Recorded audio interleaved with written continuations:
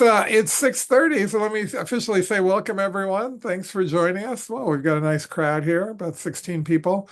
Um, we have with us tonight, and also thank you all for coming online. We were saying earlier that we really are happy we didn't have this meeting in person given the temperatures tonight. So this is where Zoom really comes in handy for all of us. So we have with us Dr. Rosenberg, who of course has spoken with us in years past and is a welcome speaker, a much welcome speaker. Um, and he is going to talk to us about, as you can see on the screen, the latest in interventional cardiology. I've already sent him some questions. Are you going to incorporate the answers in the presentation, or should we do those after the presentation, Doctor? Some of it I have in here, and Okay, this can be very informal. okay, We can answer the questions, and I have slides that basically touch on most of the questions you would ask, and some of them will just talk off the cuff, and hopefully I can provide answers that are satisfactory and helpful. And if not, then you guys just let me know and holler at me, and we'll go into a little bit more depth. So that's fine too. okay, But it's gonna be great. very informal. If you have questions, feel free to shout them out. Okay, well, Debbie mentioned to people to put them in the chat window so we can all see them. And then we can let you know what people are asking there. There's nothing there except hello right now, but we will get back to that. So why don't you begin, Doctor? And as I mentioned, I am recording this to put up on our YouTube channel as we've done in the past, so everyone who can't be here tonight can watch it at their leisure too. Okay, great. Well, thanks a lot, John. I really appreciate it. And Debbie, thank you guys for having me. It's always an honor to come and speak with you. I think this is maybe the fifth year that I've been with you guys. So it's great to be back. So thanks again. Um, every year there's new technologies and new things in the interventional cardiology world, new devices and toys that we can use to help treat patients. And I was just talking with a patient earlier today who had a procedure, an angiogram like this 40 years ago. And he's like 80 years old now, and he was 40 at the time. And he didn't really actually have any heart disease at the time. He had a coronary angiogram, and his arteries had been fine. And we rechecked them today, and they also remained fine, which is very impressive. Um, but we talked a lot today about the advances in technology and the differences between his experience in the 1980s versus his experience today. Um, we do things very differently. For those of you who may know or who may have had procedures a long time ago, most coronary angiograms in the past had been done through the femoral artery approach. That's the artery in the groin, in the leg that you have to go through to get up to the heart. The procedures we use big tubes that were not the most comfortable to get through the arteries. And afterwards, you'd be holding pressure. There would be, a couple burly people who are pushing their hands really hard on your groin area to hold pressure and prevent bleeding from occurring. And sometimes they put sandbags on. And these are things that I haven't actually, sandbags are things I haven't even seen since I was uh, actually in my entire career. So these things have become obsolete because now we do procedures typically through the wrist. So where you feel your pulse in your artery here, and many of you guys have probably already had this, but through the radial artery in your wrist, we just put a very small 2 millimeter in diameter tube that goes up to the heart. It's not too uncomfortable. Most patients are pretty awake while we do this, and they usually tell me that it's not too bad. Um, and we can, fix problems in the heart with these minimally invasive tools. So just seeing the advancements has been pretty amazing. Even in my relatively short career, I've been here at Endeavor North Shore for 7 years, and just seeing the advancements in technologies for stents, technologies for how we can optimize stents and get the best results possible, um, and how we replace and repair valves, and many other tools that we use is pretty unique. And some of the other things that we'll talk about today is some of the imaging tests, either to diagnose coronary disease, or even when we're doing the procedures to help us optimize our stents to make sure that they're deployed appropriately, expanded well, and that you have the best chance of long-term durability from these stents. Um, I guess with that, I can go into some slides, and please feel free again to stop me if you have any questions at all. So most of you already know this, but coronary artery disease, what exactly is it? These are the arteries, the coronary arteries are the arteries that wrap around the heart. They give blood flow and oxygen to the heart muscle itself. And so when someone has a heart attack, it's because one of these arteries becomes acutely blocked. Um, Typically, what happens is you have plaque that develops, and you guys can see this yellowish uh, narrowing, and that's plaque. So the blood flow is restricted to certain areas of the heart. You can see here, this is a cross section. So what typically happens is that you get plaque that starts to build, and it eventually grows to narrow the lumen and can even become blocked with a blood clot completely. And this is typically how, patients typically present. You either have gradual narrowing and you experience angina or chest discomfort with exertion, or all of a sudden, like that, you'll just have sudden onset of chest pain, and that's typically a heart attack. That's where one of these plaques ruptures open. And this is a video. I think I showed this last year for you guys, but it's one of my favorite videos to explain it. A plaque that grows inside the vessel. Here's all the blood cells going through. And then all of a sudden, out of, for no particular reason, spontaneously, the plaque will rupture open like this. And this is what a heart attack is, because then your body tries to heal it by it forms a blood clot essentially, because you've got these blood cells that are trying to heal the plaque rupture. But what they actually do is this vessel, which is only a couple millimeters in diameter, becomes completely blocked. And when it becomes blocked acutely, that is when patients get very sick with heart attacks. So, um, so that's what this is kind of what happens in, a stable plaque becomes unstable once it ruptures open like this, and that's when you get that blood clot formation, and this is when people have real heart attacks that can be fatal. So I think this animation kind of explains it well. So how do we fix things like this? We do angiograms, and you guys have seen some images of it. These are just some still images. This is a picture of the heart here in the center. And if you look in the top left, a catheter that's injecting contrast into the artery, and it just stops right here. It's supposed to look like it does in the bottom right. So what we do is we put a wire that goes down the artery, and then a balloon, which you see between these two black dots. We inflate it. Flow is restored, but there's still some restriction in flow. We put in a stent, that's the metal tube that holds the artery open here.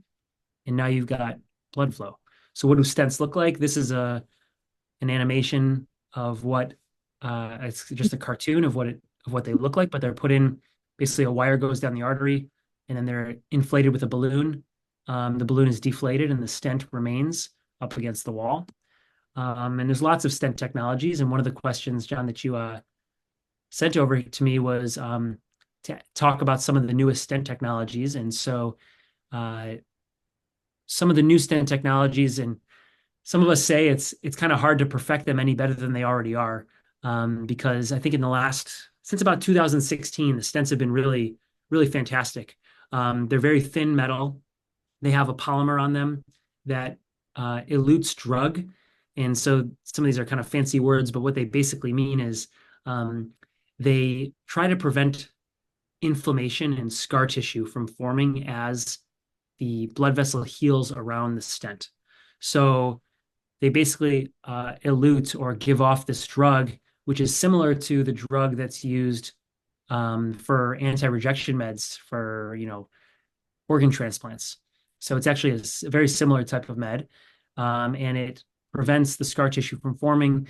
Back in the day, 20 years ago, when all we had was bare metal stents that didn't have this drug coating, the scar tissue could form and require you to have repeat procedures, and that was about 30%. Now it's about somewhere between 2 and 5%. So it's much, much better now than it used to be. How do we make this even better?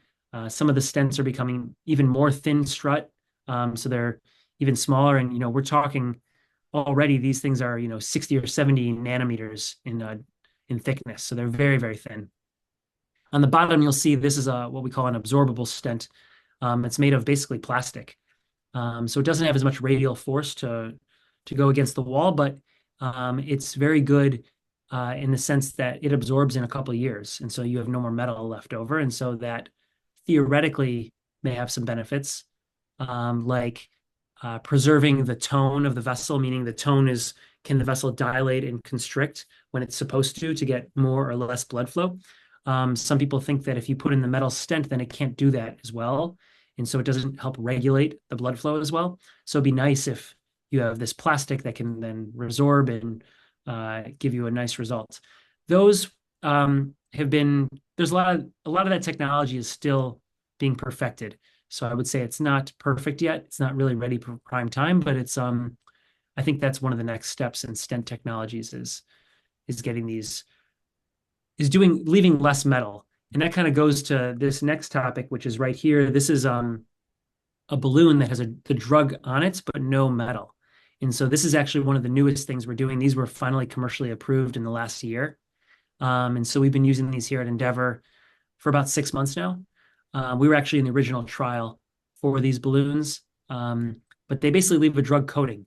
So this is very good for patients who already have a stent, get scar tissue inside, and then you have to fix that scar tissue. So instead of putting another stent and having 2 layers of metal, or even sometimes 3 layers of metal, which was the old treatment, now you can use this balloon to get you a similar result without leaving more metal. You can imagine that if you have layer upon layer of metal, that can be a negative, that can basically decrease the size of the lumen of the artery such that you don't get as much blood flow as you need. So we try not to do as multiple layers. So this is a really neat trick in a way to avoid having to do multiple layers of stents. So I Is think that what I that found referred to yeah. as a scaffold, or is that something else? Scaffold is, I think most likely you're thinking about this.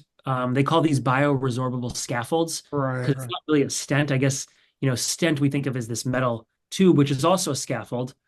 But they call these BRS or bioresorbable scaffold instead of a stent. So I think that's probably what you were referring to. So it's the The plastic balloon, one, no and scaffold. it becomes part of your artery, basically. Yeah. Wow.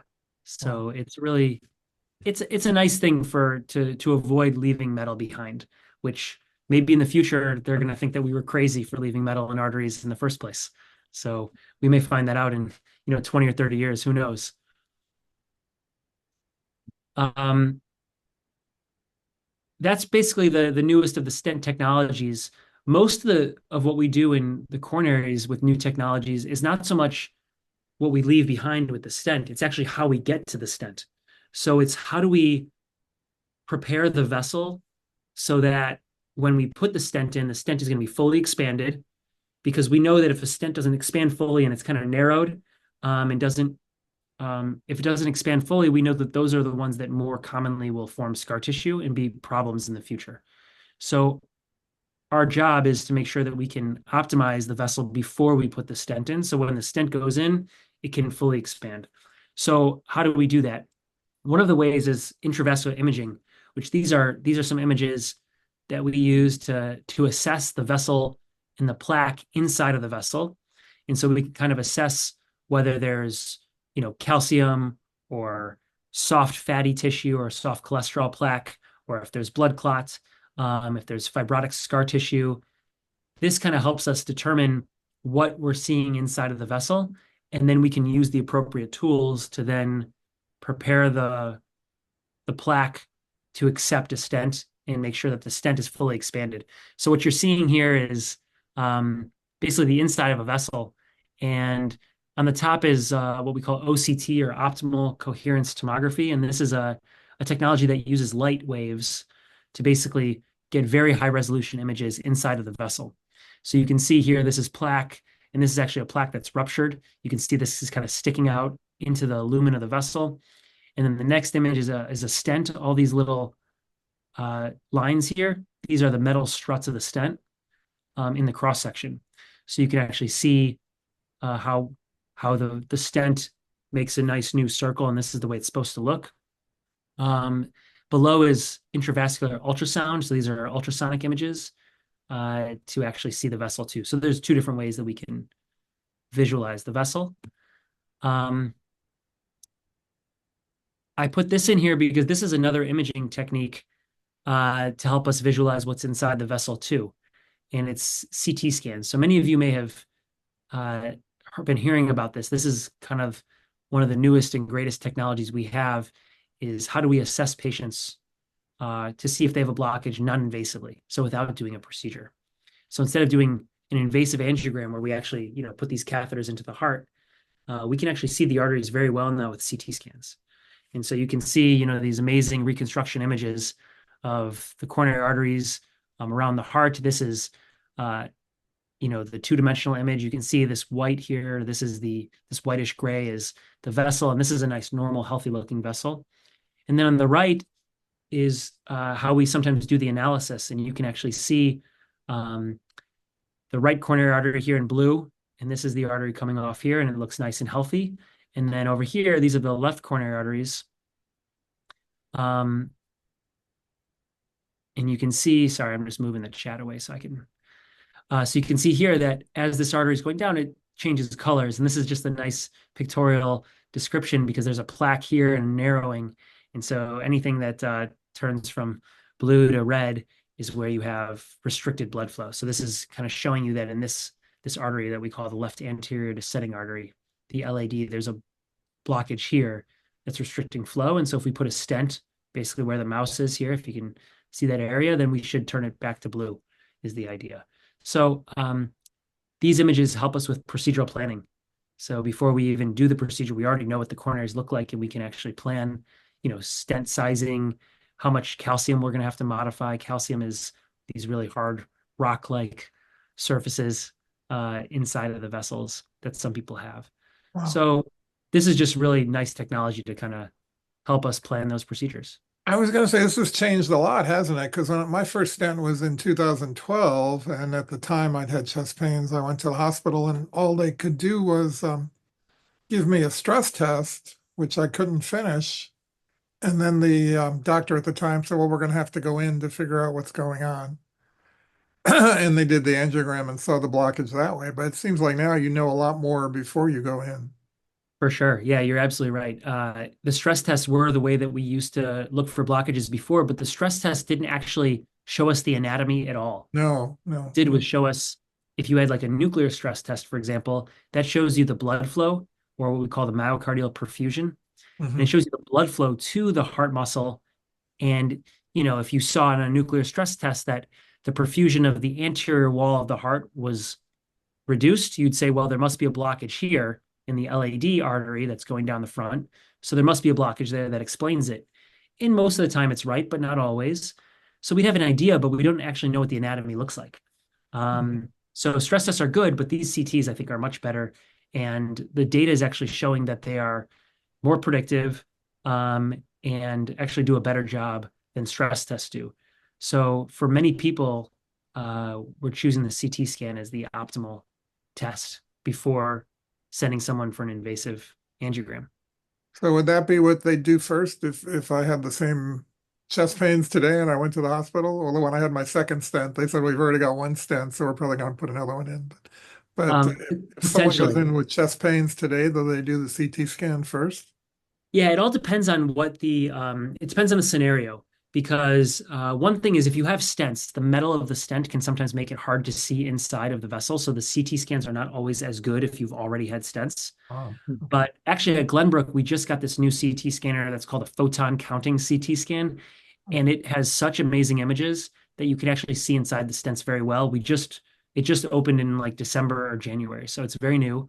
And we've gotten some really amazing images, high quality, high resolution. So you probably could. But it's all up to the clinical scenario. So sometimes the suspicion is so high that there's a blockage that they'll skip the CT scan altogether and just send you for the angiogram. It's kind of more in those patients who are low to intermediate risk, where we say, well, we don't really know what their anatomy looks like. They don't have prior stents.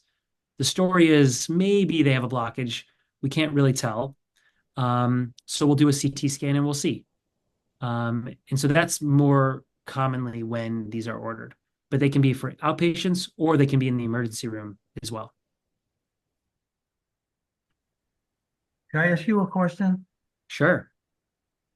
I had a heart attack back in 96, and they attempted to put an angiogram in me on my right vertebrae, whatever you call them. Your right coronary artery? Right. Yeah. And they couldn't because they said that it was, if they did, it'd be a good chance that it would burst the heart. Hmm. So they did nothing. They just pulled it out, and that's how I am now. Right now, I had a couple of years ago put in a defibrillator, a dual defibrillator. You have to do, what's the other one called? Pacemaker and defibrillator together. And that's where I am now. If I was to want to undergo surgery, is there now the ability to do one of these stents that you're talking about, or am I still in a position that it can still burst the heart? Well, the truth is I'd have to see the pictures of your arteries to have an idea of what it looks like. But what I will say is that in the 1990s, the technology was not quite, not even close to what it is nowadays. And so many of the stents, balloons, all the equipment was much more rigid and more challenging to deliver to the arteries. Now things are much slicker, smaller, low profile, and much easier to do. And so it's common that we hear stories that someone wasn't able to have a stent because of some reason like you're mentioning, that no longer would be the case. So if you had presented 30 years later now with the same problem, with the same artery, almost for sure we would have been able to fix it with stents now. But in the 1996, the technology was very, very different. And so there are a lot of people who weren't able to. Now, some heart attacks are different than others. Some are very serious. So if you're looking at these arteries, you mentioned the right coronary. So this is the right coronary. So maybe you had a blockage somewhere in this artery here. Well, they said it was towards the bottom, which is the safest place. So down here, probably. Yeah, they couldn't put a balloon in for the reason that I stated.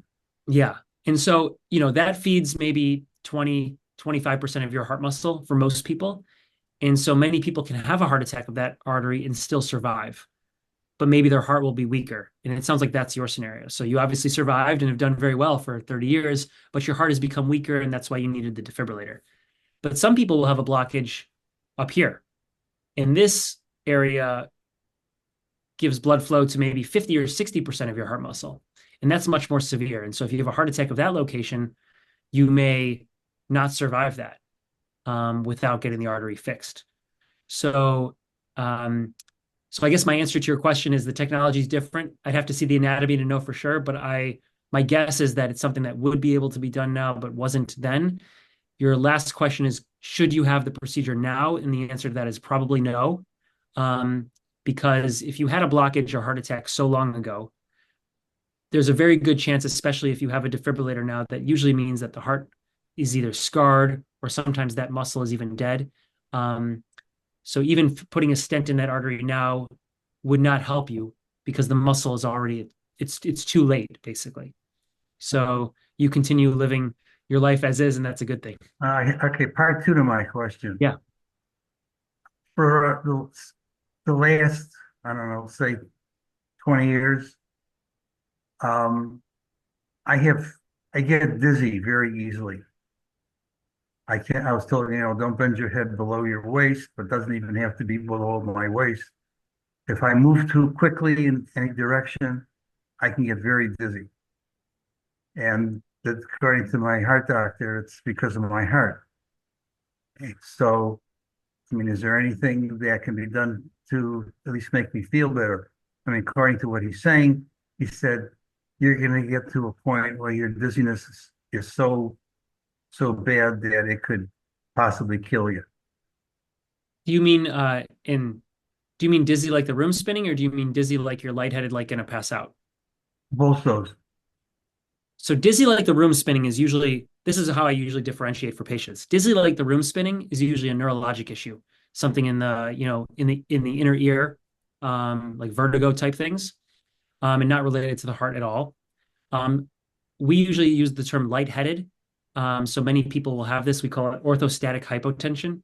It's basically it's usually when your blood pressure is low and you get up quickly from a sitting or a lying position and you all of a sudden are standing and you feel like you're going to pass out. Yeah, that's me. So that's what we call lightheadedness or orthostatic hypotension, and it's typically from low blood pressure, which I is have that. common in people who have weak heart, heart dysfunction, which it sounds like you have. And you're also usually on good medicines to help strengthen the heart, which also lower the blood pressure. So sometimes all it is just be on less of those medicines, and that's the answer. But is that going to kill you? Probably not, unless you pass out while you're operating heavy machinery or something like that. No, I don't do that. I'm retired now, but still, Yeah. But no, it's very usually that's just an adjustment of the medicines usually helps that problem. because it's very concerning. And I do have low blood pressure. When I have my blood pressure taken, I'm roughly 105, 108. Yeah. So you stay hydrated and maybe you need less of your blood pressure meds, but I would chat with your cardiologist about that. Yeah, I try to. It's kind of difficult to get a hold of them. I'm sorry to hear that. Usually with our North Shore Connect app, it's hopefully shouldn't be too challenging. Even with that, it's difficult. All Uh, right, thank you. Dr. Rosenberg, there's a new cardiac neurological clinic coming up, right? There is. You and Dr. Bulwa, Yes. just on the topic of lightheadedness and dizziness and neurologic versus cardiac. Can you just kind of touch base on, let everybody know about that? Sure. Yeah. Thanks for mentioning that, Debbie. We are opening up something, and we haven't publicized this yet, but it's hopefully going to be opening in about a month. But we call it the Heart Brain Clinic, and it's the idea is that there are a number of conditions that affect the heart and the brain. Most of them are related to stroke, and so the majority of this clinic is going to be for patients who have stroke of cardiac cause and how best to treat them. So it's not so much going to be dealing with what Lou was talking about in terms of lightheadedness or dizziness. It's mostly going to be dealing with people who were hospitalized with a stroke, and the cause was either due to a blood clot in the heart, like someone who has atrial fibrillation, which I'm sure many of you do and many of you know about, but atrial fibrillation, which requires you to be on a blood thinner to prevent blood clots from forming in the heart that they can then go to the brain. We've got a number of therapy options for that. We have therapy options options to detect atrial fibrillation in those who we don't know if they have it yet. It also will deal with people who have PFO, which is a patent foramen ovale, which is a communication between the right and left side of the heart that about 25% of people are born with, that can sometimes cause stroke as well. So mostly we're going to be dealing with people who've had strokes, figuring out what the cardiac cause was, and then how to prevent it from happening again. That's the majority of the idea of the Heart Brain Clinic. But I'm glad you brought it up. We are hopefully opening in about a month. But you'll have to get into that clinic. It's a direct referral because you've had a stroke, and the neurology team would be the ones to refer you to the clinic.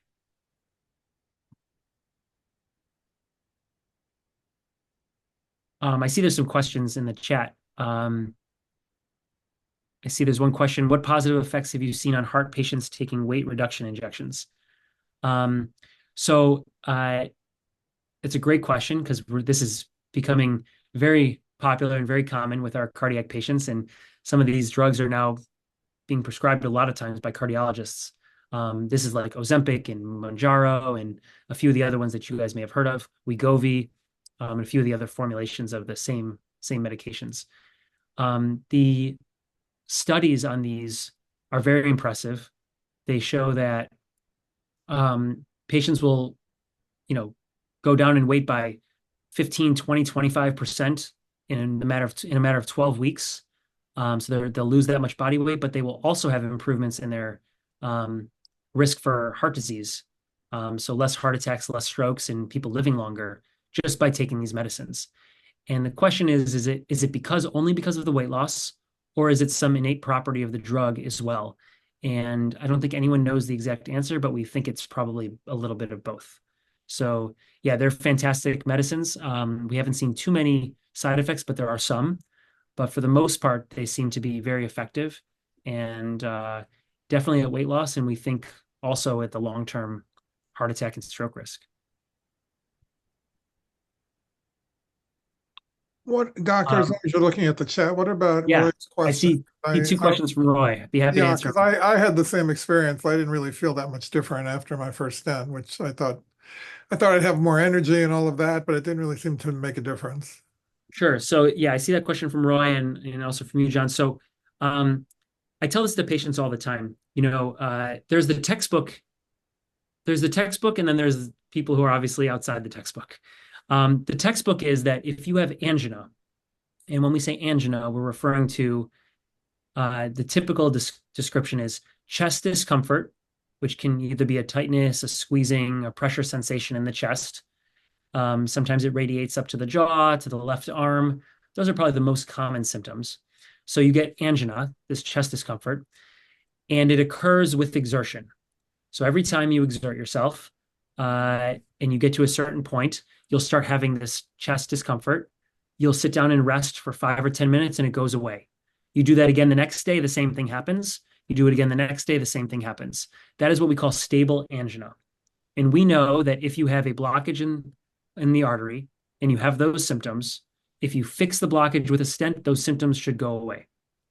That is very tried and true. It is almost universally the case. And if someone has true angina, it will go away with the stent. But we have many patients who come in who don't exercise all the time. Maybe they have orthopedic conditions that don't allow them to, et cetera. And they have vague symptoms, which maybe they say is a chest discomfort, but maybe it's not always with exertion. Maybe they have it sometimes when they're sitting on the couch watching TV also. Most of the time, that's probably not from your coronary arteries. And so what I tell patients is, if your symptoms go away with the stent, then it's pretty definitive that the symptoms were because of that blockage. If they do not go away with the stent, then those symptoms are from something else. So that is usually the answer. Many of our patients, it's very obvious from their stories that a stent will fix them. In some patients, it is not as obvious. And I usually try to set expectations beforehand. If a patient tells me a story and I say, that doesn't sound like your textbook angina, I'll say, it could be from blockages. If we find a blockage and we fix it, I would hope that your symptoms get better, but they may not. And if they don't, it's usually because it's from a different cause. That doesn't mean it's not a good idea to have the stent, because the stents can still help get you better blood flow, which will help the heart muscle not fail, not have heart attacks. These are things that we know are benefits of stents in the long term. But you may not feel better right away. And if you don't, it's probably because you weren't having true angina before. So I hope that answers the question. But It may do not you be think it's a satisfying, but I hope- misconception to think that once you have a stent, you're going to have a lot more energy day to day? It is. I commonly get that question from people. People will come in and they'll say, I fall asleep all the time during the day. I'm so tired. That is not something that will get better with a stent. Some people will say, my fingers and toes are cold, and I think my circulation is poor, and the stent will help me get better circulation. That is also not the case. That will not help with that problem. So yeah, we do hear these things from patients a lot, that it's a misconception that they think that they'll have these benefits. And I usually try to set expectations beforehand that is not what we expect at all. I usually expect that if we put in a stent, your angina should get better. And that is the key, is angina. And everybody's angina is a little bit different, but the classic one is that one I described of chest discomfort with exertion that resolves with rest. All right. There are also medications that can make you feel like the first beta blocker I was put on made me feel like I was asleep all the time, Yes. even when I was awake. So we've tried different ones now, and I seem to have found one that doesn't have that impact, but that could be affecting how you It's feel. true. The first step for treating angina before you do a stent or before you do bypass surgery, if someone has so many blockages that they require an open heart bypass surgery, the first step is actually try medicines. And sometimes you can actually resolve angina with just medications like beta blockers, but they have side effects, like you mentioned. So some people can't tolerate those medicines, either because they get tired, fatigue from the beta blocker, or they take nitroglycerin or a variation of it, and that causes their blood pressure too low. And like Lou was talking about, they get lightheaded. So there's a lot of reasons why you can't always tolerate medicines. I see there's also what might be some other causes of chest discomfort without exertion, so at rest. Well, that's a tough question. Sometimes it can be from other things in the chest. There's lungs esophagus, the chest wall itself, so ribs, muscles, cartilage, bone. Um, there's a lot of things that can do it, even stomach pains or gastroesophageal reflux. So people who have heartburn from they eat food and then they get heartburn. So there's a lot of things that can cause discomfort in the chest. And one of our jobs as doctors is to figure out, is this truly angina or is it not angina? And it's one of the hardest things that we do as doctors is try to figure out if your symptoms truly are from blockages in the arteries. Because many people have blockages, even if they, you know, even with symptoms that are not typical. You may just have blockages. And so we may fix one of them and you may not feel any better. That is certainly possible, like you guys are talking about. So it's one of the challenges of our job. But I would say the majority of patients who come in with true angina, which is the majority of patients that we stent, feel much, much better very shortly after their procedure. Hey, Dr. Rosenberg, Yeah. what would you say? I'll give you my example. I had triple bypass at, how old was I? 63 years old. And my father died at a young age of a heart attack. His father died at a young age of a heart attack. And I kept myself in good shape. When I went in for my triple bypass, I was told, you're the classic example of your genetics taking over. My question to you is, what do you advise patients like that to do about their, I'll call them their adult children who maybe are in their 30s or 40s? What do you suggest, if anything, that they do? A very good question. So the first thing that we typically say for this is you can't modify your genetics. Not yet. Maybe in the near future. There's a lot of people working on that, of course, to help modify the genetics, but at the moment, we don't have a way to do that. So you work on the things that you can modify. Number one is knowing your risk. And so knowing that you have a family history, your children should be more vigilant, of course. But certain things we can do is the modifiable stuff. So look at your cholesterol, get cholesterol tests and shoot for a goal to lower the cholesterol to a certain level, depending on many different factors, but your doctor should be able to help with that. And so there's medicines that we use to lower that. Also, just eating a healthy diet. Typically, we say a Mediterranean diet is best. That includes lean meats and vegetables and fruit and nuts and olive oil and certain seeds. Avoiding low-fat dairy is fine too, but avoiding things like fats and sugars and carbohydrates. So that's kind of the diet we recommend, and then getting good aerobic exercise. So that's important, and then obviously avoiding all the other things that are bad. Don't smoke. Avoid diabetes, and if you have diabetes, get it under good control. Get the blood pressure under good control. All of these things. And then further Yeah. to that would be, like, my son's a good example. My son is like me, very good shape, takes care of himself, does probably everything you just mentioned.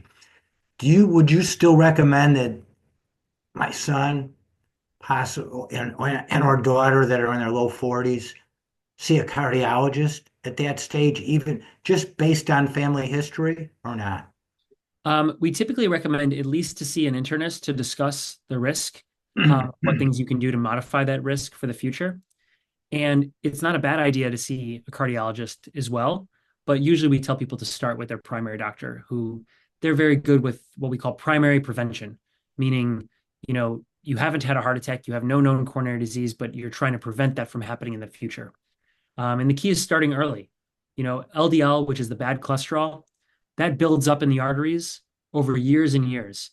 And so you can take a medicine like a statin to lower your cholesterol. And that's fantastic. If you start taking it at the age of 60 and your LDL cholesterol was 200 and now you've lowered it to 70 with good medicines, that's fantastic. But you've still had 60 years of an LDL that's very high. And so plaque has been accumulating years and years. So starting early to get your cholesterol as low as possible is very important. And that's what we think is probably the best way to prevent heart attacks and strokes down the road, is get the cholesterol low and then do all those modifiable things that I just mentioned. Last question for you. Thank you, by the way. What about lipidologists? What do you say about them? And what do they do Yeah, we've had a couple of people mention that to us. I don't know what that is or what they do. What would you say about them? And do you ever recommend using somebody like that? Um, yes, for people with a family history, seeing a lipidologist is an excellent thing. We're lucky at Endeavor that we've got one of the internationally recognized lipidologists in David Davidson here, and he's fantastic. He's very Yep. busy. To get an appointment with him, you might wait a year. So it is very challenging, but he is an excellent lipidologist. And, we usually send patients to him who are the more complex patients, either people who have a very strong family history, or those who can't tolerate statin medicines, or those who take statins and are still not at their goal cholesterol levels. And so they may meet criteria for one of these other medicines. And there's a few others too, but these are some of the most common. These injectable medicines, Repatha and Praluent, which are medicines that you inject yourself every 2 to 4 weeks to help lower the cholesterol to an even much lower level. There's this newer medicine called Leqvio or inclisiran. This one is once every 6 months. It's an injection that's given to you at an infusion center. And these are just other alternatives to statins for patients who can't tolerate statin, or additions for those who require it. It's pretty rare that people need that, but for people who have a strong family history, who have very high cholesterol despite statin, this is a potentially good therapy. And by the way, my daughter goes to Dr. Davidson for the reasons you just cited. He's phenomenal. Yeah, yeah, he's excellent. We're lucky to have him here. Thank you.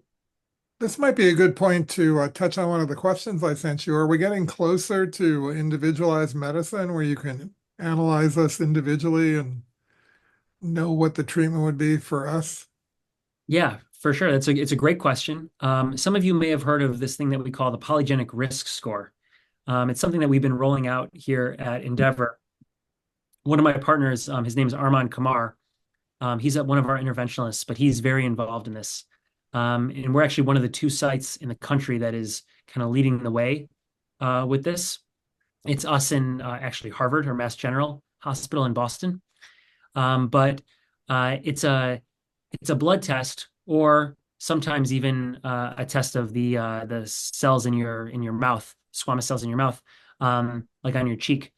But it's a test basically to look at your DNA and to see if you have certain risk factors that put you more at risk for certain conditions, heart conditions in particular. And I see there's a question here from Terry about atrial fibrillation or heart failure. They do look for atrial fibrillation risk, coronary disease risk, a few different things. I'm not the most knowledgeable about this topic, so I don't want to give you any wrong information here, but the general idea is, yes, we have a scoring system that can prognosticate, but that still doesn't mean we can fix the problem, but at least it tells you what you might be more at risk for. And it's a test, I think it costs maybe $250, something like that. And it's done through the Endeavor system, and they can help prognosticate for you. Yes. So that is a test that you can do. Yeah, right now insurance is not covering it, and it's an out-of-pocket $250 expense. But it does give you a lot of information, and then patients are entered into a database, and as that process evolves, your DNA, the genes, the genetic sequencing gets updated. So it's not like you have to do the test over and over again. It's sort of a one and done, and then you get into a database. And if there's a new genetic, finding for higher risk for a different type of disease, they update it and they let you know. Even Medicare won't cover that? Nope, no insurance covers it right now. Yeah, it's very cutting edge stuff that we're lucky to have here, but Debbie's right. It's not yet covered. Maybe I'll see if my wife wants to give me that for my birthday. That's what happens when you're old. Give each other medical tests, I mean, That's the a nice good thing idea. is right now it's just it's a mouth swab. So they actually like send the test to you in the mail, and you just do the swab and then you send it back. It's a different private laboratory. But yeah, so it's not a blood draw yet.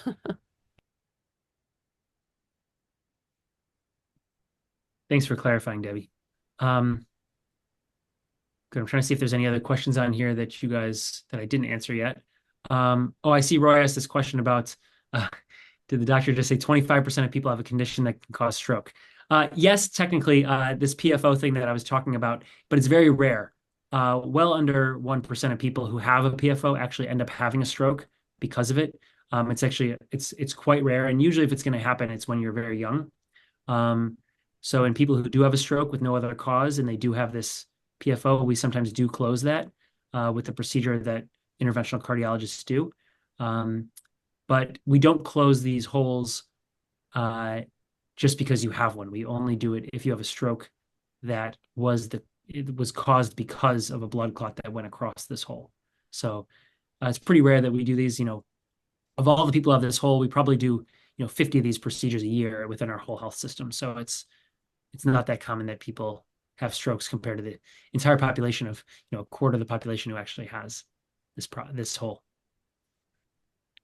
I sent you a list of other questions that Terry sent. I think you covered a lot of them, but one of them is about the relationship between artery disease and AFib. Is there a greater I see that risk here. of AFib? If you have coronary disease, are you at greater risk for AFib or heart failure? The answer to that is yes. Atrial fibrillation is a condition that can be innate to your heart. You may just have this abnormal electrical heart rhythm that occurs for no apparent reason, or it can occur because of many different heart conditions. Typically, it's the atrium, the top chamber of the heart gets stretched sometimes because of heart failure, sometimes because of a valve problem, sometimes because of high blood pressure. But coronary disease, which can lead to the heart becoming weaker, then the heart dilates, and now you've got a stretched atrium that then has these abnormal heart rhythms that we call atrial fibrillation. So yes, it's very common. It's the most common electrical heart rhythm abnormality. And I don't want to get these numbers wrong, but I think if you're above the age of 60, there's like a 10% chance you have it. And if you're above the age of 80, it's like 20 or 30%. So it's very, very common in the general population that people have atrial fibrillation. Extremely common.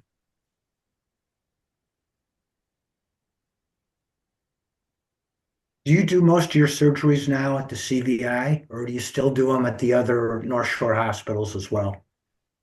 We exclusively do the procedures at the CVI. If you are, unless you're having a STEMI, which is our heart attack, those are the big heart attacks that need to be taken care of immediately. In those cases, we will travel to Highland Park or Evanston to do the procedure at that hospital with our on-call team. But in general, if you need a procedure as an outpatient, it will always be done at Glenbrook. And if you need a urgent or non-urgent procedure while you're in the hospital, even if you're at Evanston or Highland Park, we are currently transporting you to Glenbrook to get the procedure done. And then you typically go right back to your hospital that you came from afterwards. In most cases, sometimes you stay at Glenbrook, but most of the time we transport you back. So yeah, this is something we've been working out the kinks on over the last 8 months or so since we started at the CVI, but it's been working very well. And only a few complaints on the transports, but for the most part, it's been working very well. What you mentioned some of it, but what other new high-tech gadgets do you have there that you didn't have before? Yeah, sure. Well, I've got all these slides here. I was going to go back. Sorry, I don't want to make anyone dizzy by looking through this.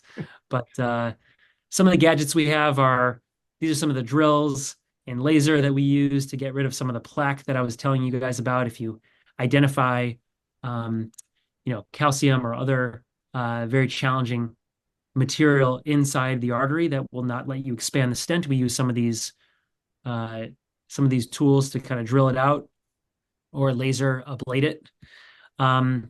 This is a newer technology called shockwave, which is lithotripsy. If you guys have heard of lithotripsy, which is essentially ultrasonic waves that break up calcium, like you may have heard about it for kidney stones. People sometimes get lithotripsy to break up a kidney stone. Now we have these balloons that go into the artery, and you basically have this generator that lets out these shock waves, these ultrasonic sensations that kind of fracture the calcium. They break it up so that it becomes softer, and you can expand a stent or a balloon inside of it. So this is a very neat technology we've had for a couple of years now, and is being used very, very commonly. It's a big help for a lot of our procedures. I already used it twice today, for example, so we use this a lot. I'll skip this for now. We've got heart pumps now that we use to help support patients' hearts that are miniaturized. Some of you may have heard of LVADs, which are basically pumps that people can go home with if your heart is very weak. You can have a surgery where you basically put a pump that goes into the heart. It pumps the blood out of the heart to the aorta, to the rest of the body. And you can live with this at home. It's a big surgery, and we reserve it for kind of the patients who have the sickest hearts. But some people who come in acutely aren't ready for that surgery, and they need a heart pump immediately. And sometimes people just need a temporary heart pump. And so this is one of the pumps. We call it Impella. It basically takes blood out of the heart chamber, pumps it through this motor into the aorta, out through this outlet cannula, and you can get almost all of the blood flow that your heart would normally give to the rest of your body just through this little pump. And it's inserted through the artery in your leg, the femoral artery, just like some of the angiograms are done. Or sometimes the heart surgeons can actually insert these through the artery in your shoulder, the axillary artery in some other patients. So this is a very neat tool that we use pretty commonly. The newest version is this one called the ECP, which is even smaller, and it fits through a very small tube in the leg, as opposed to the current one, which is about twice the size. So it's a really neat device that's very useful for saving patients' lives and helping out. Even in some of our procedures, we do that too. These are just some examples of some of the Impellas that we use.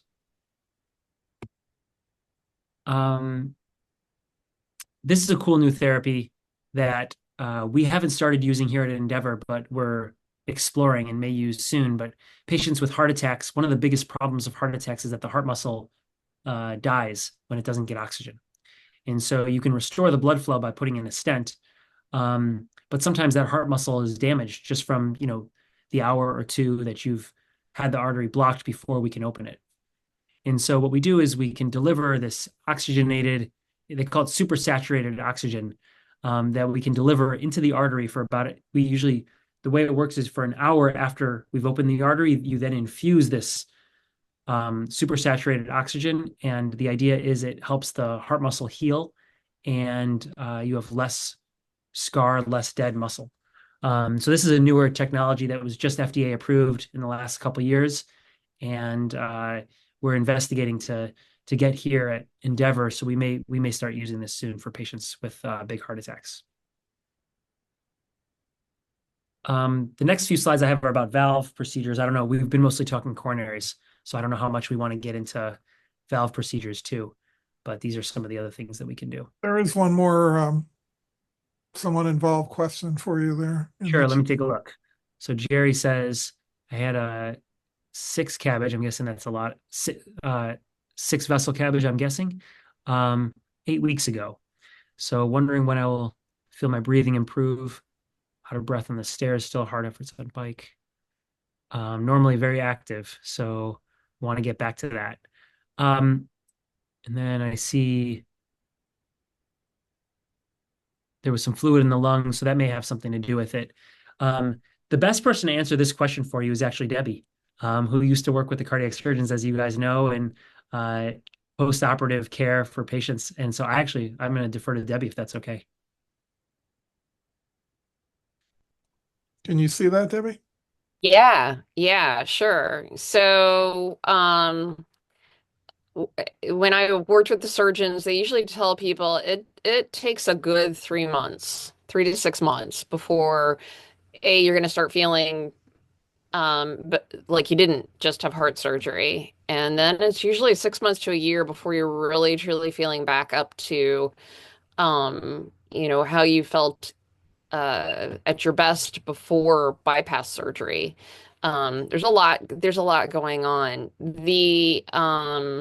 That's why we have a lot of people go through cardiac rehab, even if you are, athletic and doing a lot of independent exercise on your own. The nice thing about cardiac rehab is they're monitoring you and they're watching you very closely, and it helps you feel better about doing exercise. And they'll let you know how far or how limited you can be, and they'll say, "Hey, you can ramp it up a little bit, or let's lower the pace a little bit." And that's really good right after having bypass surgery. The fluid around the lungs, what I usually tell people is, your body brings fluid to areas sometimes as a protective mechanism. You twist your ankle and it swells a little bit, it's protecting that area. That can happen too if your heart, with bypass surgery, your heart's been manipulated. There's a lot of extra flexible space around the lungs that you can accumulate fluid. And yeah, sometimes it needs to be removed. That's why they tend to put people on water pills, diuretics for a little while after surgery, but definitely making sure that you're following up with your cardiologist and the surgery team is the best thing to do in those situations. And have faith, you will feel better. 8 weeks is a super short time after heart surgery. It's usually more like months. So.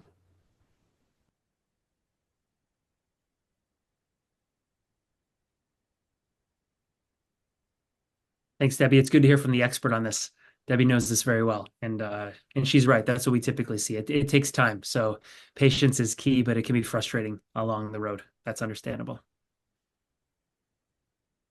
Yeah, it's there are lots of studies too, post procedures of people who are like, get really frustrated and even depressed because they don't magically feel better instantly. And your body is so resilient, and sometimes you've been living with, narrow or black coronaries for years, years and years and years, and suddenly to have that change, you've got to have some recovery. You've got to have what they call remodeling, and it's slow, but it's a steady process. And I mean, I always tell people, go for your walk and then rest. And if you need to take a nap, you need to take a nap and listen to your body. But you will recover, I promise.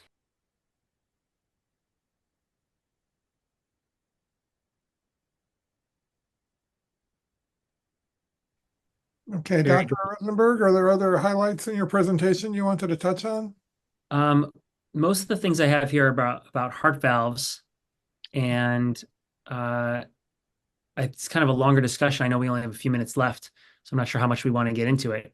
Trying to see if there's anything in particular we could do quickly.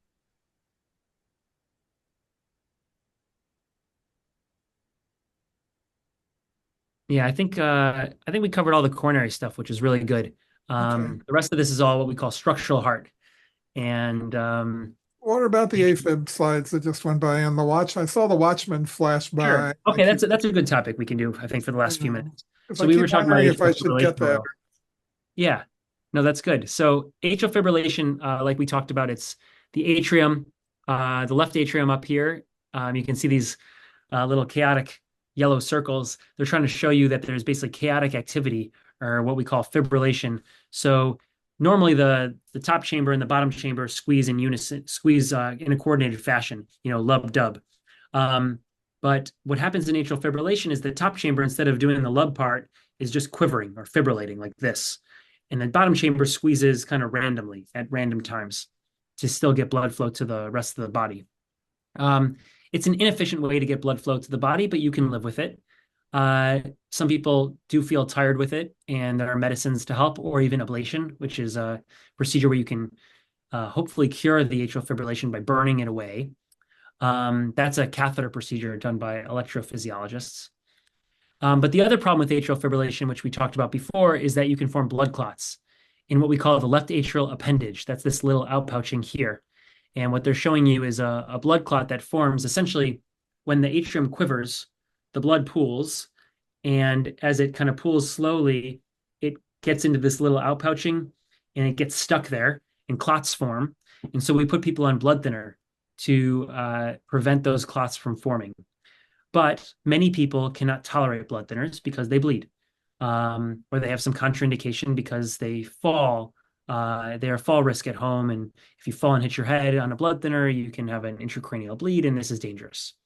So one of the options, instead of being on a blood thinner, but also reduce your risk of stroke from a blood clot that forms here, is to basically plug the appendage, basically put a device that makes it so that the appendage is excluded from the heart completely, and you can't even form blood clots. So that looks like this. This is the Watchman device. So you can see this little cartoon of the outpouching, the appendage here. The Watchman device being implanted, it's basically a plug. This is what it looks like when we put it in with a catheter. And it basically blocks off the appendage from getting blood clots in it. And then this is what the Watchman device looks like nowadays. This one on the right, it's been refined and it's much, much better. There's also an alternative device called Amulet. This is what the Amulet device looks like. It does the same thing. It's just a different shape. Some people's appendage anatomy is more appropriate for one device over the other. We typically do Watchman as our majority device. And then for patients whose anatomy is inappropriate for Watchman, we pick this Amulet device. But essentially the device sits in place. It blocks this off. The heart tissue heals over the device. And then the appendage is like it's not even there anymore.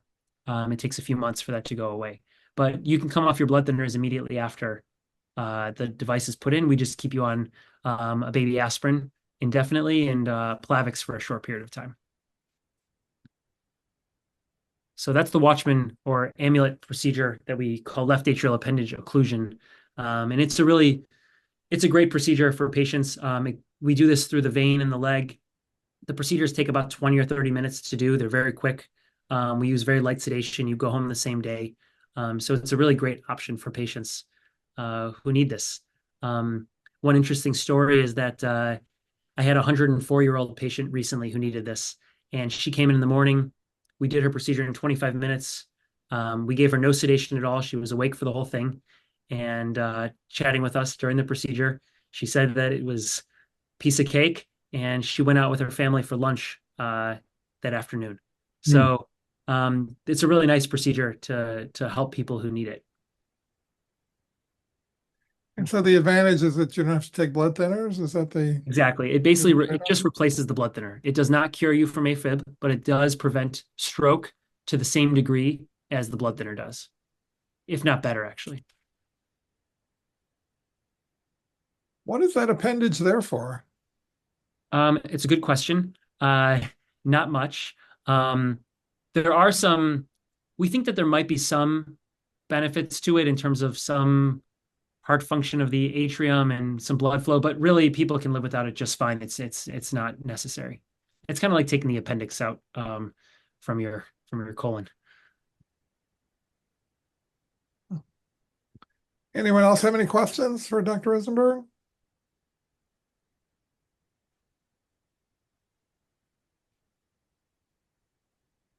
I was just writing, Michael and I do visits with the heart patients at Glenbrook now, and we're always amazed there aren't more people there. But I just said to him, you're sending them home so quickly now, we don't get a chance to visit anymore, which is good for them, but it gives us less to do. So. We may have to get you guys into the post-procedure unit over there, so you can see the patients after Dr. Rosenberg's put those amulets in, or the TAVRs or those types of things on Thursdays before they go home. You up for that, Michael, once you recover from the flu? Absolutely. Any other questions from anybody? No? Well, I think we're at about an hour now, so I think we'll wrap it up. Oh, some people just saying thank you. And I will add my thank you to that, Dr. Rosenberg. Always great to hear from you. Thank you so much for joining us. My pleasure. Thank you guys so much for having me. I always enjoy this, and please have me back anytime.